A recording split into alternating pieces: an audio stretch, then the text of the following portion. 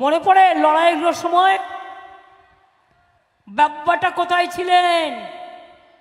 15 দিন বাড়ির থেকে ভয়ে বেরোননি।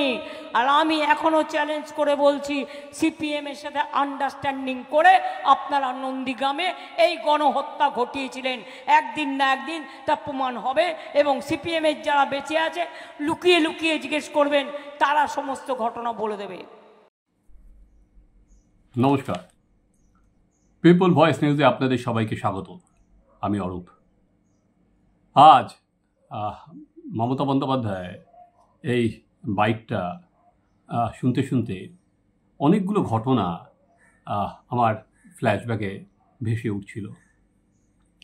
মমতা বন্দ্যোপাধ্যায় সরাসরি বললেন, নন্দীগ্রামে 2007 সালের 14ই মার্চ যে ম্যাসাকার হয়েছিল, সেখানে সিপিএমের সঙ্গে হাত মিলিয়ে এই ঘটনাটা করেছে অধিকারী পরিবার, অর্থাৎ বাবা এবং ছেলে দুও মিলে। সত্যি কি তাই? কি হয়েছিল নন্দীগ্রামে? কারণ সেদিনের ঘটনার পর বা সেদিনের ঘটনার আগে আমার বহুবার আমি নন্দীগ্রামে গিয়েছিলাম। যে গুটি কয়েক সাংবাদিক নন্দীগ্রামের কে আর কি সাংবাদিকতা করেছিল, নন্দীগ্রামের ঘটনার ভূমি উচ্ছেদ প্রতিরোধ কমিটির আন্দোলনের, পুলিশের অ্যাট্রোসিটিজের, তার মধ্যে আমার যে তৎকালীন যে পত্রিকা দৈনিক স্টেটসম্যান, তারা কিন্তু সেখানে আগে সরাসরি লিখেছিল এবং পুলিশের যে অত্যাচার সেটা নিয়েও সরব হয়েছিল। ফলে নন্দীগ্রামের এই যে আজকে মমতা বন্দ্যোপাধ্যায় বললেন, তাতে দুটো লোকের কথা মুখ আমার খুব মনে পড়ছে। আজকে থাকলে তারা কিভাবে রিয়াক্ট করতেন আমি জানি না। প্রথমজন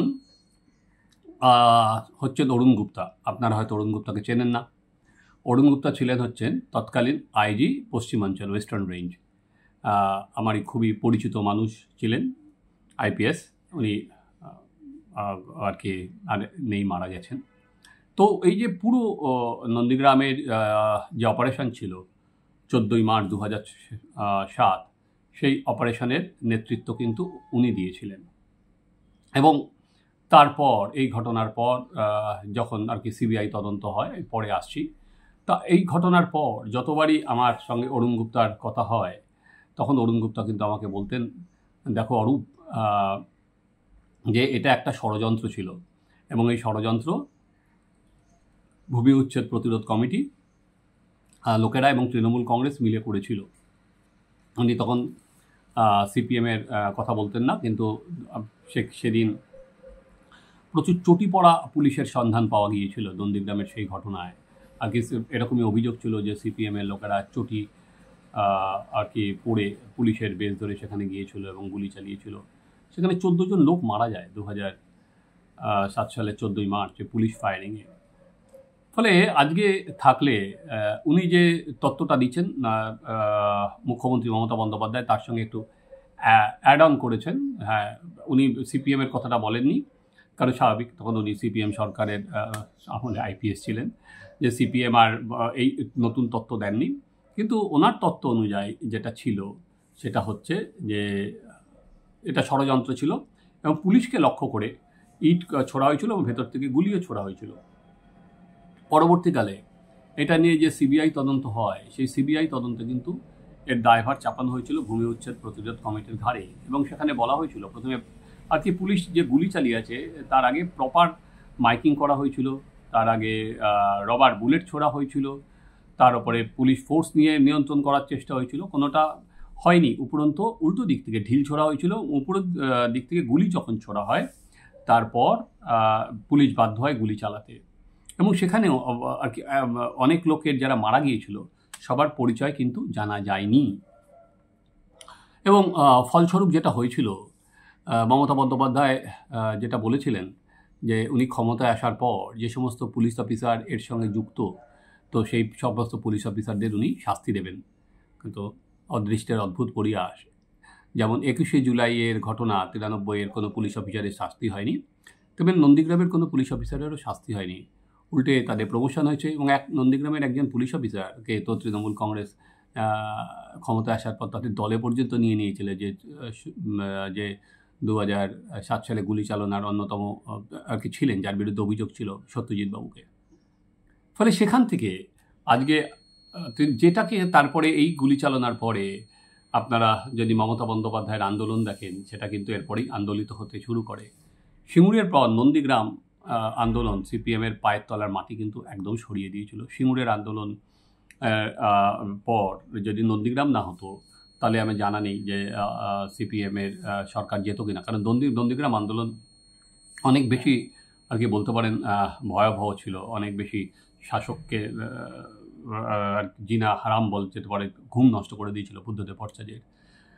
সেখানে আমরা সবাই জানতাম, কারণ আগের দিন 12ই মার্চ রাইটার্স থেকে তৎকালীন স্বরাষ্ট্র সচিব প্রসাদ রায় ঘোষণা করেছিলেন নন্দীগ্রামে পুলিশ ঢুকবে। ফলে নন্দীগ্রামে কী হতে যাচ্ছে বা না হতে যাচ্ছে সেটা সবাই জানতাম। এরপরে যদি দেখি, মমতা বন্দ্যোপাধ্যায় কিন্তু এই নন্দীগ্রামের আন্দোলনের পর আজকে যে কথা বলছেন 2024 সালে দাঁড়িয়ে, উনি কিন্তু এতদিন ধরে সে কথা বলেননি। উনি কিন্তু বরঞ্চ এই আন্দোলনের ওপর ভর করেই আজকে রাজনীতির সিঁড়ি চড়েছেন। উনি ক্ষমতায় এসেছেন, উনি মুখ্যমন্ত্রী হয়েছেন। সেখানে দাঁড়িয়ে আজকে, এবং ওনার যে বইগুলো আমি যদি দেখতে পারি, আপনারাও পড়ে নেবেন, নন্দীমা বলে উনি যেটা লিখেছেন, সেখানে কিন্তু ছত্রে ছত্রে শুভেন্দু অধিকারী, ভূমি উচ্ছেদ প্রতিরোধ কমিটি, তাদের প্রশংসা আছে। উনি সেই সময় বলেছিলেন বারবার করে, আমার মনে আছে, যে শুভেন্দু অধিকারীকে মেরে ফেলা হতে পারে, ষড়যন্ত্র হতে পারে ভূমি উচ্ছেদ প্রতিরোধ কমিটির, নেতাদের নানাভাবে চাপ দেওয়া হচ্ছে। আলটিমেট ধরুন, নন্দীগ্রাম আন্দোলনের শুভেন্দু অধিকারী বিজেপিতে জয়েন করার পর নন্দীগ্রাম আন্দোলন কে করেছিল তা নিয়ে দীর্ঘদিন ধরে আর কি মানুষের কাছে তো এখনও নন্দীগ্রামের একটা আবেগ আছে, বিশেষ করে গ্রামের মানুষের কাছে, ওই এলাকার মানুষের কাছে। তো তার কৃতিত্ব কার, এই নিয়ে দীর্ঘদিন ধরে দড়ি টানাটানি শুরু হয়েছিল। মমতা বন্দ্যোপাধ্যায় শুভেন্দু যাওয়ার পর থেকেই শুভেন্দু অধিকারীকে সরিয়ে যে নন্দীগ্রাম আন্দোলনের কৃতিত্ব তিনি নিজের দিকে টানার প্রচুর চেষ্টা করেছেন। এবং নন্দীগ্রাম যে এখনও আর কি রাজনৈতিক ল্যান্ডস্কেপে একটা জায়গা আছে, তো তার অন্যতম বড় প্রমাণ মমতা বন্দ্যোপাধ্যায় নিজে 2021 সালে নন্দীগ্রাম থেকে নিজে গিয়ে দাঁড়িয়েছিলেন, এবং যদিও তিনি হেরে যান, কিন্তু নন্দীগ্রামে প্রতিদ্বন্দ্বিতা করেছিলেন। ফলে নন্দীগ্রাম যে তার রাজনীতির অন্যতম এখনও তার কাছে অঙ্গ বা ভাবায়, সেটা বোঝা যায়। এবার প্রথমত আমার যেমন আজকে অরুণ গুপ্তার সঙ্গে থাকলে আমি নিশ্চয়ই কথা বলতাম, উনি আমায় ফোন করতেন, উনি দিল্লি নিবাসী ছিলেন। এবং আর একজন যার কথা আমার খুব মনে পড়ছে, সেটার নাম হচ্ছে গোপাল কৃষ্ণ গান্ধী, তৎকালীন রাজ্যপাল ছিলেন। তো গোপাল কৃষ্ণ গান্ধী এই যে ঘটনাটাকে, সেটা জালিয়ানওয়ালাবাগের ঘটনার সঙ্গে তুলনা করেছিলেন। এই যে চারপাশ দিয়ে পুলিশ দিয়ে যে ঘিরে ফেলা হলো, তারপরে তাদের ওপর গুলি চালানো হলো, মেরে ফেলা হলো, তারপরে দীর্ঘ সময় ধরে প্রেসকে ঢুকতে দেওয়া হয়নি, কোনো পলিটিক্যাল পার্টিকে ঢুকতে দেওয়া হয়নি। সিপিএম ওখানে সিপিএমের ক্যাডাররা বা হারমাদরা এলাকা ঘিরে রেখেছিল। তো সেখানে উনি তার সঙ্গে, এবং ইন্টারেস্টিংলি এই ঘটনার পর আর কি দীর্ঘ সময় উনি প্রতিবাদ করেছিলেন। ফলে আজকে গোপাল কৃষ্ণ গান্ধী কী বলবেন আমি জানি না। কোনোদিন গোপাল কৃষ্ণ গান্ধীর সঙ্গে দেখা হলে বা ওনার সঙ্গে যোগাযোগ করতে পারলে আমি নিশ্চয়ই জিজ্ঞেস করব। ফলে ওনার মুখটাও আজকে খুব মনে পড়ছে, যে তাহলে কি উনি ভুল স্বীকার করে দেবেন যে তিনি এই ষড়যন্ত্রের পাটটা বুঝতে পারেননি, যে এর সঙ্গে তৃণমূল কংগ্রেসও ছিল। কারণ শুভেন্দু অধিকারী থাকা মানে তো বাবা ছেলের কথা, মানে তো তৃণমূল কংগ্রেসই ছিল। তার মানে তৃণমূল কংগ্রেস ও সিপিএমের সঙ্গে হাত মিলিয়েছে, এটা করেছিল, যেটা মমতা বন্দ্যোপাধ্যায় জানতেন না। এইটা করতে গিয়ে আলটিমেট ধরুন রাজনীতির যে পাদটিকায় যেটা কী হবে, যেটা লেখা থাকবে, যে সত্যি কি 2014 যে আর কি 7ই মার্চ যে ঘটনা ঘটেছিল, সেটা একটা ষড়যন্ত্রের ফল, এবং পুলিশ কি তার দিক থেকে ঠিক কাজ করেছিল যে গুলি চালিয়েছিল, পুলিশকে বাধ্য। আজকে প্রশাসক মমতা বন্দ্যোপাধ্যায় যেমন প্রতিটা ক্ষেত্রেই, যেহেতু স্বরাষ্ট্রমন্ত্রী, কোনো ঘটনা হলে পুলিশ যদি ফায়ারিং করে তিনি পুলিশকে পাশেই দাঁড়ান, এটা স্বাভাবিক তিনি। কিন্তু তখন আর কি পুলিশ তখন বিরোধী নেত্রী ছিলেন। ফলে পুরো সেই যে আন্দোলন, ওনার যে লেখা, সেটাই তো তাহলে পরবর্তীকালে মিথ্যে হয়ে যায়। তাহলে আর কি নন্দীগ্রামের যে আন্দোলন, একইভাবে সিঙ্গুরের আন্দোলন, যে আন্দোলন করে আজকে তিনি ক্ষমতায় এসেছিলেন, আজকে এই কথা বলার পর সেই আন্দোলনের যৌক্তিকতা, বা সেটা কিন্তু একটা স্বতঃস্ফূর্ত আন্দোলন ছিল। সেখানে দাঁড়িয়ে ভূমি উচ্ছেদ প্রতিরোধ কমিটি, জামাতে উলেমাহিন বা এসইউসি এরা প্রথমে শুরু করেছিল, তৃণমূল কংগ্রেস অনেক পরে যোগ দেয়। সে ঘটনা আপনাদের বলবো, কারণ নন্দীগ্রামের বহু ঘটনার সাক্ষী আমি।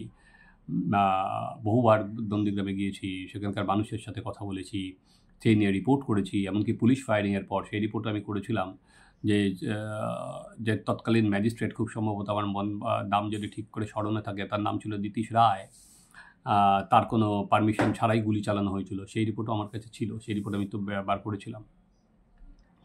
তো আজকে মমতা বন্দ্যোপাধ্যায় কিন্তু পুরো জিনিসটা ষড়যন্ত্রের আকারে যদি নিয়ে আসেন, তাহলে নন্দীগ্রামে যে সমস্ত শহীদ পরিবার, তারা কিভাবে বলবেন আমি জানি না। আজকে ফিরোজা বিবি, যিনি শহীদ পরিবার, শহীদের মা, যাকে ভোটে দাঁড় করানো হয়েছিল, ফলে আজকে এতদিন ধরে যে আর কি যে স্মৃতি উস্কে তৃণমূল কংগ্রেস বারবার করে ভোট দিয়েছে, শহীদদের পাশে দাঁড়িয়েছে, আজকে কি সেখানে শহীদদের অপমান করা হলো না? এরপরে যখন 21শে জুলাইয়ের মঞ্চে শহীদদের ডেকে নিয়ে আসা হবে, তার মানে যারা শহীদ হয়েছে, তাহলে তো তাদের তো এটাই তো প্রমাণ যে তৃণমূল কংগ্রেসও তার মানে কি এই ষড়যন্ত্রের মধ্যে ছিল? তাহলে তাদের কি না বুঝে তাদের বিপদের সামনে ফেলে দেওয়া হয়েছিল? জানা নেই। রাজনীতি কখন যে নিজেদের ইচ্ছামতো কখন কিছু বলা যায়, সব কিছু করা যায়, কিন্তু আলটিমেট এই যে গণ আন্দোলন, সেটাই কি ছোট করে দেওয়া হলো না? ফলে এই নিয়ে চাপানোতর আরও বাড়বে, এই নিয়ে চলতেই থাকবে। কিন্তু আরেকটা ঘটনা আমি জানি না, এটাও আমি কোনো সময় মমতা বন্দ্যোপাধ্যায় বলবেন কি না, যে সেই সময় নন্দীগ্রামে জমি উচ্ছেদ প্রতিরোধ কমিটি বা তৃণমূল কংগ্রেসের নেতাদের সরাসরি পুলিশের সঙ্গে তো রোজই সংঘর্ষ হতো, উল্টে পুলিশকে চাপ দিত, পুলিশকে পাল্টা মারা হতো। কারা ছিল আর পেছনে আমি জানি না। যে এই ঘটনায় আরও কারা কারা কোনো দুষ্টু ছেলেরা ছিল কি না, সেই নামও মমতা বন্দ্যোপাধ্যায়ের মুখ থেকে বেরিয়ে আসবে। কারণ আমরা তো উনি তো বলছেন, ফলে সেখানে দাঁড়িয়ে যখন পুলিশ দিনের পর দিন ওখানে এগিয়েছে, অ্যাট্রোসিটি করেছে, ভূমি উচ্ছেদ প্রতিরোধ কমিটির পেছনে যদি কারো শক্ত ব্যাকিং না থাকে, তারা তো গোলাপ ফুল দিয়ে সেটার প্রতিরোধ হয়নি। ফলে এই যে প্রতিরোধ হয়েছিল, তার পেছনে কারা ছিল, যেটা আইবি রিপোর্ট বলছিল, সেটাই কি সত্য? কারা ছিল এর পেছনে আমি জানি না। সেটাও হয়তো ওনার মুখ থেকে কোনো দিন বেরোবে কিনা, আমরা নজর রাখবো। আপনারা দেখতে থাকুন এই চ্যানেল, আমাদের চ্যানেল সাবস্ক্রাইব করুন, আপনাদের মতামত জানান।